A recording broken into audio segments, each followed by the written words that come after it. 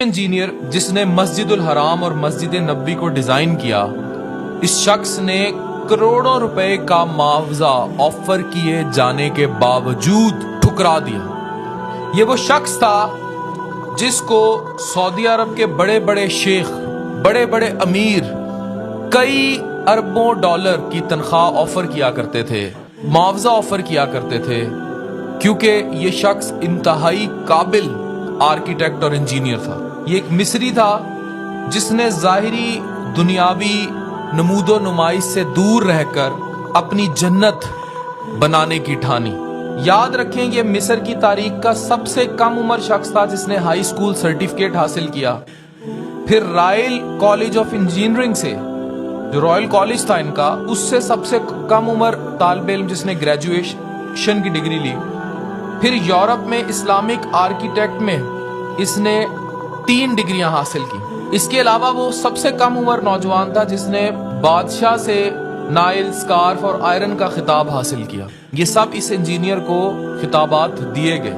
یاد رکھیں کہ اس کو شاہ فہد اور ایک اور کمپنی نے بار بار اصرار کے باوجود انجینئرنگ ڈیزائن اور آرکیٹیکچرل انجینئرنگ کے لیے کئی لاکھ ڈالر، جو کہ بعد میں نوازشات کی ٹرم میں کئی اربوں میں کنورٹ ہوئے، دینے کی کوشش کی، مگر اس نے وہ قبول نہ کیا۔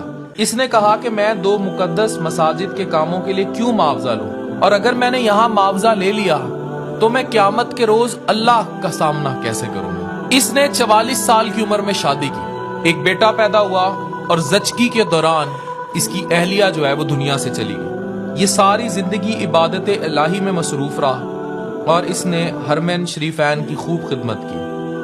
اب آپ کو اس کی زندگی کا ایک ایسا واقعہ سناؤں گا جو حیران کن ہے۔ آپ کو پتا ہے کہ حرمین شریفین میں نصب کیے گئے سفید پتھر کا جو حصول ہے، اس کی کہانی بڑی دلچسپ ہے۔ آپ کو پتا ہے وہ پتھر ایسا ہے کہ جس پر گرمی جتنی پڑتی جاتی ہے وہ ٹھنڈا ہو جاتا ہے، وہ گرمی کو جذب کرتا ہے اور اس کے بعد ٹھنڈا ہو جاتا ہے۔ یہ پتھر اس زمانے میں صرف گریس میں موجود تھا اور ایک پہاڑ تھا صرف۔ یہ گریس پہنچا، پیسے کی کمی نہیں تھی، سعودی عرب نے اسے خطیر رقم فراہم کی اور اس نے ان سے آدھے پہاڑ کا معاہدہ کر لیا۔ جب معاہدہ کر لیا تو حرم مکی میں یہ وہ پتھر جو ہے پلیس ہو گیا۔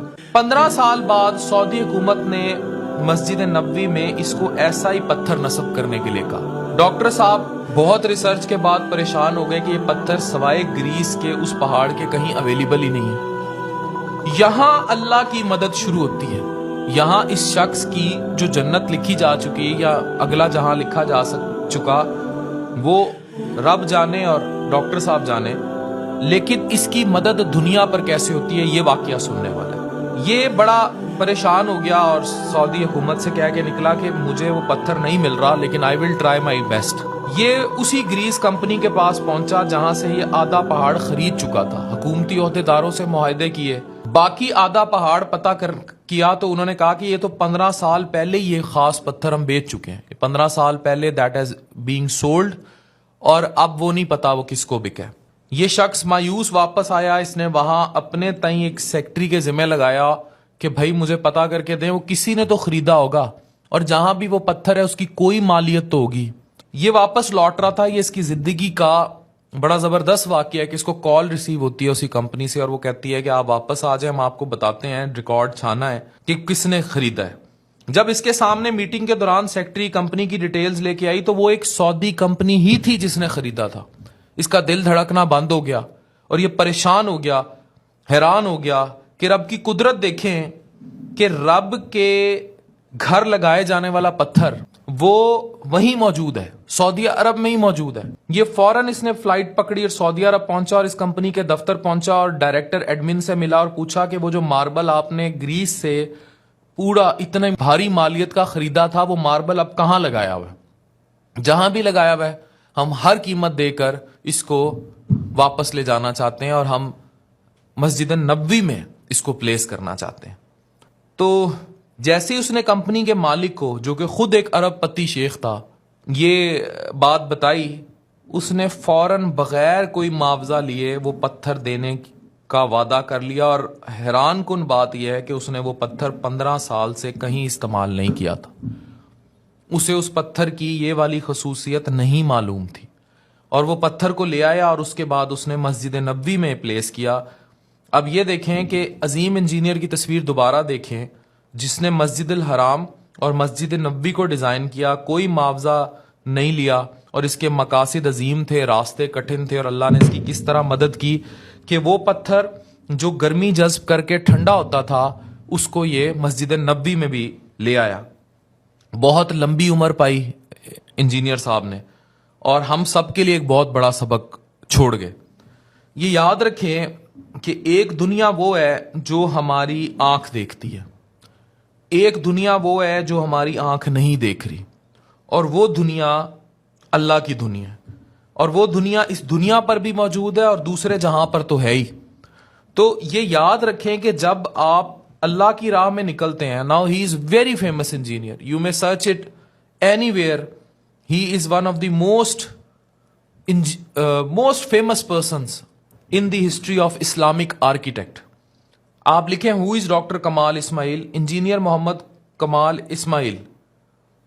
اب یہ دیکھیں کہ اس کے بارے میں انٹرنیٹ کیا کہتا ہے کہ when the king office requested from me to cover the premises of the prophets mosque I got very scared, میں پریشان ہو گیا، because there is nowhere on earth to get this type of marble again to cover such a wide space except in a small area in Greece, اور میں نے اس سے already آدھا پہاڑ خرید لیا تھا۔ تو یہ اسٹوری موجود ہے، آپ اس کو ویریفائی بھی کر سکتے ہیں، پڑھ بھی سکتے ہیں، یہ ساری ڈیٹیلز میرے ایڈیٹرز نے لگا دی ہیں۔ آپ یہ دیکھیں کہ کس طرح اللہ اپنے بندوں کی مدد کرتا ہے جو اس کے لیے اپنی زندگی وقف کر دیتے ہیں۔ اس شخص کے پاس درجنوں اعزازات ہیں، یہ نہیں چاہتا تھا دنیا اس کو دیکھے، یہ صرف حرم کی خدمت چاہتا تھا، اس نے وہ خدمت بھی کی، اللہ نے اس کی خدمت کو امر کرنے کے لیے اس کی مدد بھی کی۔